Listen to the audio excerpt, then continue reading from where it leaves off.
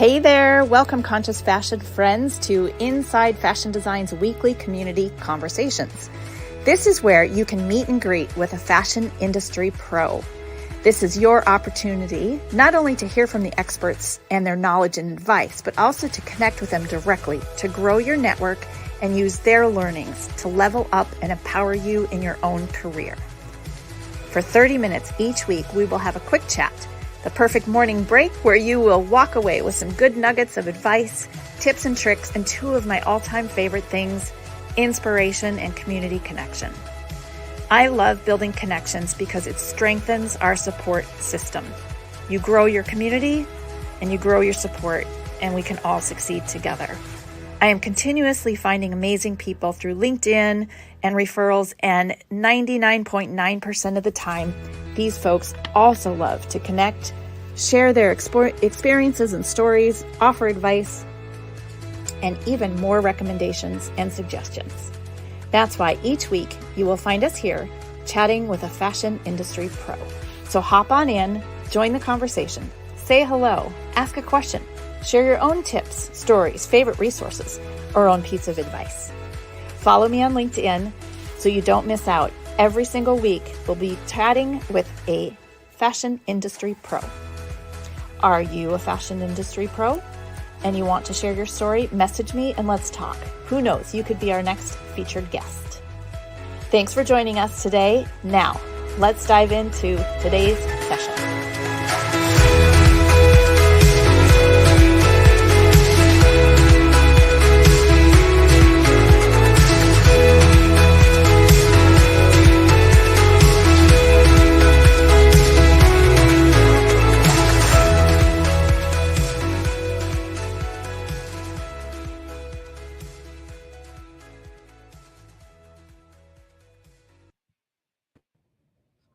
Good morning, everyone. Good morning, Rebecca. Good morning, Britta. Nice to see you. Thank you, everyone, for joining us today. Today, we have the privilege of chatting with Rebcca Kaufman. And Rebecca and I founded Creative Capital Design back in 2012, was it? Yep. Yeah, it's crazy. Time flies. Yeah. So Rebecca is the chief creative director there and still going strong. So if you want more information about Creative Capital Design, please check out the website, which is creativecapitalpdx.com. And today, Rebecca is going to share with us her expert insights on creating creative strategy through a conscious lens. And before we dive in, there's so much great information and all kinds of stuff we want to talk about within the 30 minutes. So I will encourage you also, if you have questions, please type them in the chat. We'll try to address all those. And if you're watching this recording or listening to the recording, you can still comment. We'd love to hear from you. We want to get your feedback. And if there's other topics you're curious about, please let us know, because we can add those into topics for future conversations. So Rebecca, I want to just dive in. I'm so happy to see you. Yeah, why don't you start just by sharing a little bit about your amazing work experience, because you have done so many things throughout your career, both on business and creative side. You're a wonderful balance of right and left brain. And so just to share with people kind of your experience so they understand who you are and where you're coming from. Sure. Britta, you know I like to talk, so you'll have to give me. I know we could easily spend an hour talking just in general, and especially about this topic. I know. Quickly on my background, I have always pursued creative thinking. So as I went into the path of design school, I had sort of set the foundation for myself to really learn and understand business. So I started there. I knew I would always go to into a creative field, and then went to design school, Otis Parsons School of Design. And from there, really started to pursue what is more like functional, innovative, conscious, thoughtful design. And that led me to some work there in the Los Angeles area, and then I was recruited by Nike, and I spent 18 years at Nike as ending as a global creative director for apparel, footwear, and equipment. And that experience really honed, sort of like the getting your master's and your doctorate degree. Britta, you spent time with the same brand, and really engaging in what is sort of the intellectual as well as the sort of, dream it bigger, always asking what if, and learning about the effect and elevation that product can have on the physical being, the body itself, and the internal workings as well as the mental health and the sense of self, and in the design world. And then after that, we said, well, what could we do in a way that would also have impact in the creative community in the Portland area? And we founded CCD. And the idea there too was to continue to create both a thoughtful design, creative agency that was brand facing and worked with brands that didn't have the depth or the amount of in-house design talent, such that we could come in and really become a part of that brand, lift those the design talent that's there, because often they're working so much in a here and now space where we could, and I say we because we were doing that together, we could engage with that team and allow some space for some additional thinking and preparation 3 to 5 years in advance of what they were working on, and take some pressure off.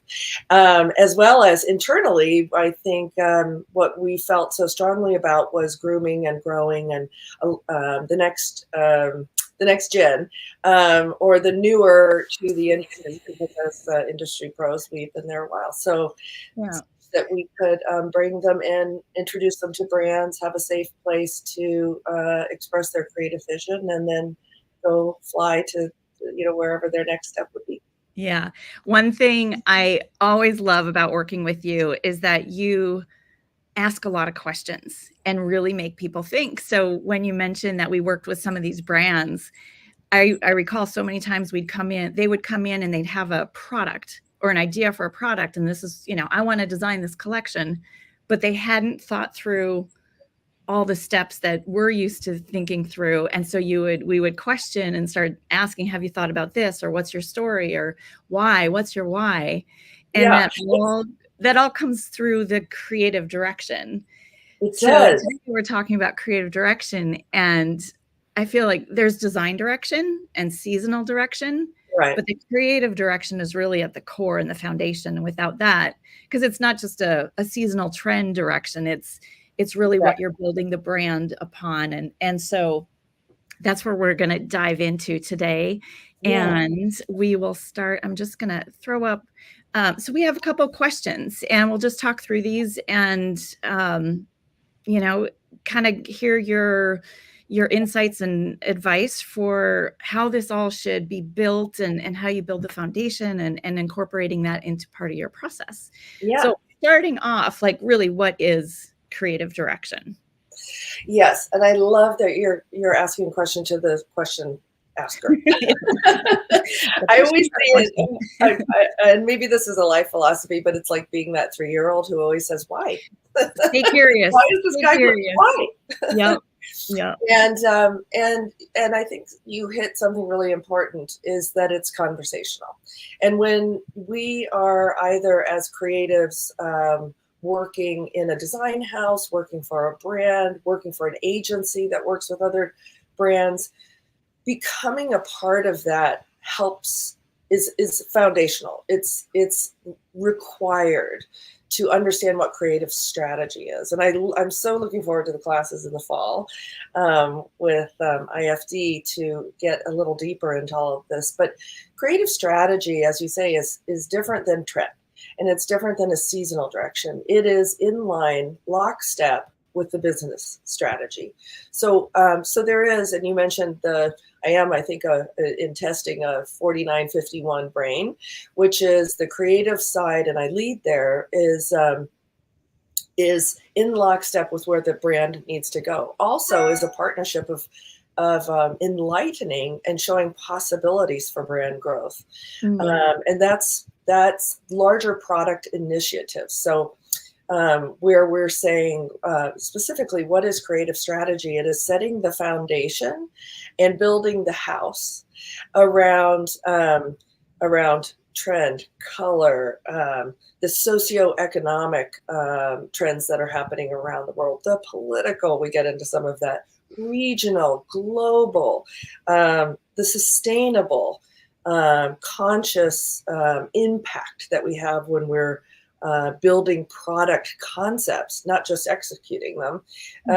Innovation, where's technology going? Where is craft going? Because innovation doesn't always mean it's high tech. It can be what's happening in beautiful hand dyeing process. A lot of things happen sort of, you stumble on it in the garage and then it affects the larger or in the kitchen or wherever that may be. And then as well as all of that, it's the competitive landscape. So understanding who else is doing what we're doing out there and why should we, I ask, and I ask, why make more? And it's not great for my job security in the sense that I always ask, well, why do we need to make more product, even though that's what I do? Yeah, so I can design something new. Yeah, and it's not always about new and more. It's about better and less. And so that strategic approach does affect how a business would plan their business, plan their supply chains. Yeah. Let me ask you this. It sounds like, or would you say that creative strategy is really long-term thinking? It's not a seasonal or even a yearly thing. Your creative strategy is something you build that's the foundation for many future collections and future work. Yeah. Yeah, that's absolutely right. Big word we always use when we get into sort of what are all of the parts of a creative strategy. It's like a book. So there are chapters, and is that it's a roadmap, and it's a roadmap for both the what the product is going to be, why the product is going to be there, and why it's important to the business. Then therefore, the business has to plan toward that. So I always think of it as the shortest term of a creative strategy is 3 years, because you're really building what that relationship is between the product and the consumer. And when you change things too much, the consumer has whiplash, right? Sort of like, but I just fell in love with this thing, and why do I need something new? Sometimes we call that fast fashion, but that's not necessarily just in that category. It can happen in other industrial design categories, home, bedding, automobile, every product. Yeah. And then you create too much, then you have the paradox of choice. So then consumers have too many choices. And I don't know, I'm sure you do this, we've talked about it a lot, but you walk into a grocery store and you're looking at a wall and every kind of nutrition bar is out there. And you just sort of, you either have your favorites and you don't want those to change to that point, or you have too much to choose from. And then you end up choosing nothing. So to your point, it is a strategy. Yeah. Well, you've touched on this a little bit, but why do you need it? And you started sharing some things about that. And I like the comment that you made too, that less product, but better product. Yeah. So I feel today the consumer is starting to be more loyal to certain brands. And if you have that consistency and your story and your purpose and the heritage, maybe even of the brand and the you'll gain that following that's loyal to you because they resonate with what you're sharing. And then it makes it easier, for them to go shop with you rather than having, I need an outdoor jacket and I've got 50 things to choose from and I just don't know what to do. Yeah. There are other important reasons why this is really necessary that you haven't already mentioned. Yeah, well, you just what you just said is really important to this is that loyalty, but it's large brand or small makers. There's so many in the last 3 or 4, 5 years. This influx and opportunity to reach the consumer on a smaller, more personal level. So just smaller design houses, individual boutiques, etc. Why you need it is that relationship. It's not so much about a piece of product from a consumer standpoint. It's about the relationship. I'll say brand. And brand doesn't always mean, large scale. It doesn't always have, it doesn't have to be that commercial, but the brand has to resonate and have its own persona and its own voice and its own reason to be. And such that the product is an extension of that. And it's not about the stuff as much as why that stuff is thoughtful, considered, right for me. I trust it. I trust the makers. I trust the value they place in my money and my time as a consumer.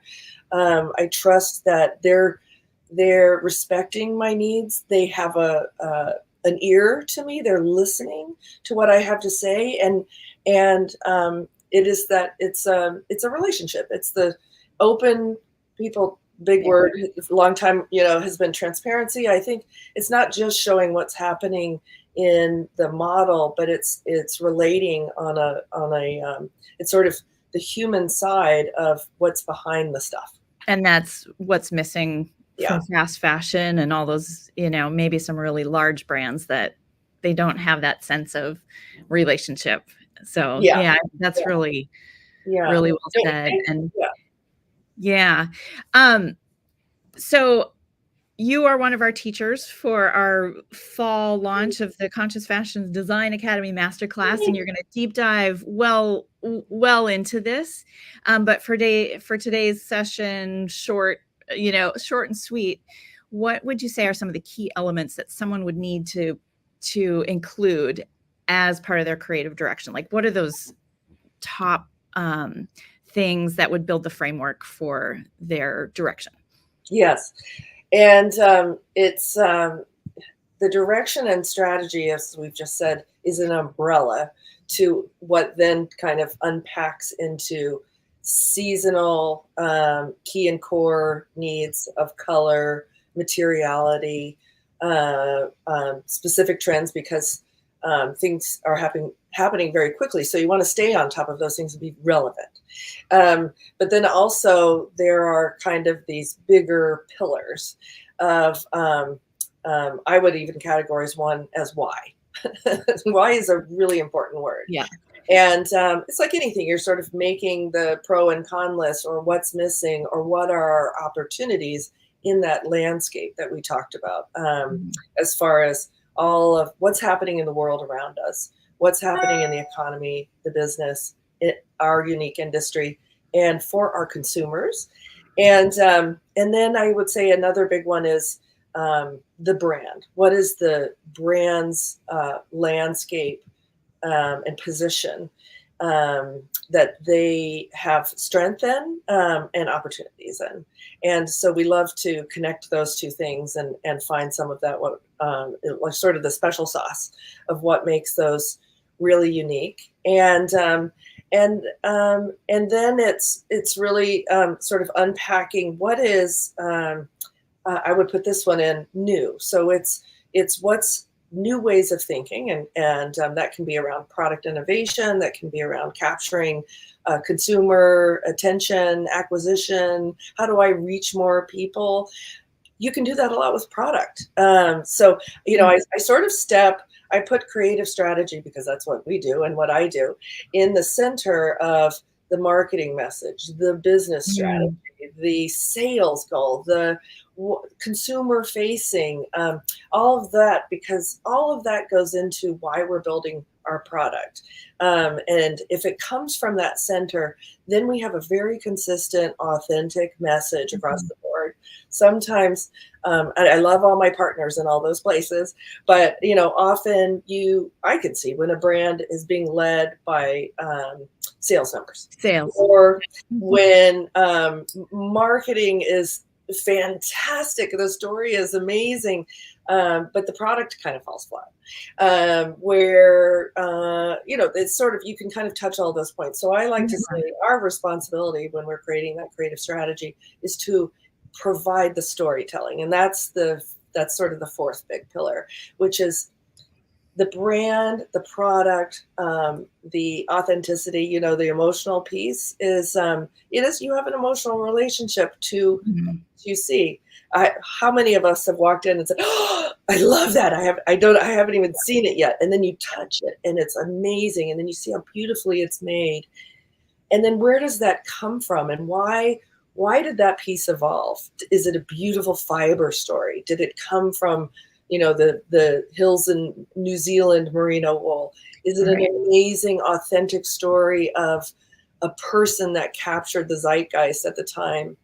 Is it, there's so many things. So the story, it's a bit of theater. It's a bit of, we have to find that same emotional connection. Yeah. And then exude it through everything we do, through all of those, out to the consumer from behind the scenes. It inspires everything. And then as a designer, you have that foundation, and you feel like, when I would work with someone that had that, you felt so much more confident and solid in what you were designing for them, because you had a very strong idea, and you knew, like you're saying, if, marketing's running with it that way and somebody else is running sales, sales often is looking at history of sales, and they want to keep repeating, but making sure everyone is going back to that foundation. And we've had the experience of working with customers that don't have that. And then you're all kind of like, okay, which way are we going? And sales wants this and marketing wants that. And it can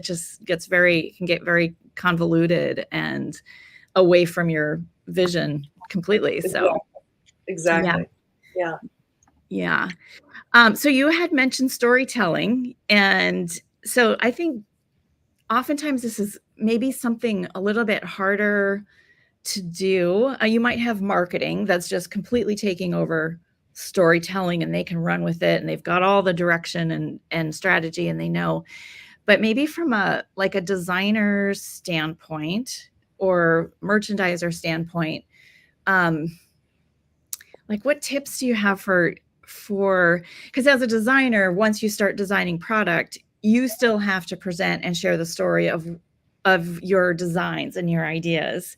So I don't know, thoughts on that, or tips for a designer or maybe a merchandiser that's presenting this to sales or, to a buyer. Oftentimes designers go to the appointments with buyers, and we have to convey the story, yet we're not really the salespeople.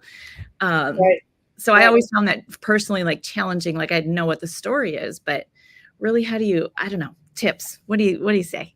Yeah. I know. I'm sure we could share a lot of stories ourselves of our experiences. Is I will say, storytelling is a piece of when it's not there. I'd say that's when we're just putting. You're sort of going through the motions. It's tactical. I'm briefed a piece. We need, new, beautiful, top of the mountain outerwear and performance. If you only have color and material, and you sort of have a consumer brief and a price point, where's the heart? And I think and you used to giggle and be like, Rebecca, you go sell it. Yeah. And I think that's true. It's and we would do it with each other, and we'd watch each other do it, because at the end of the day, it's about that belief, passion, excitement, fun. It's when you have a wonderful idea, if you just say what it is, but when you bring, it's a little theater. When you bring it in, but it's it's not false. It is all about the truth of what it is that it is important. I tend to paint a big canvas and Mhm. then invite you into my living room or I the love house that. Yeah. or the event or the experience of why this piece lives. We've touched on all of those other things. I think it's important that because you're speaking to that audience. And so I want my internal team to believe as much as I do in that. If I can't bring you in with 100% honesty, and in my case, it's always, very excited. It's And the excitement. Yeah. yeah, Yeah. then I probably don't believe in it myself, So and then externally, I think it's really important. Look, this is all really beautiful and a fun, wonderful job that we get to do, and we have an important role. It's commercial and consumerism, but I think when you unpack it a little bit more, the importance of what we're building and how we're building it is so large. Maybe it's a few pieces, but all of us doing it has such an impact on the planet Yeah.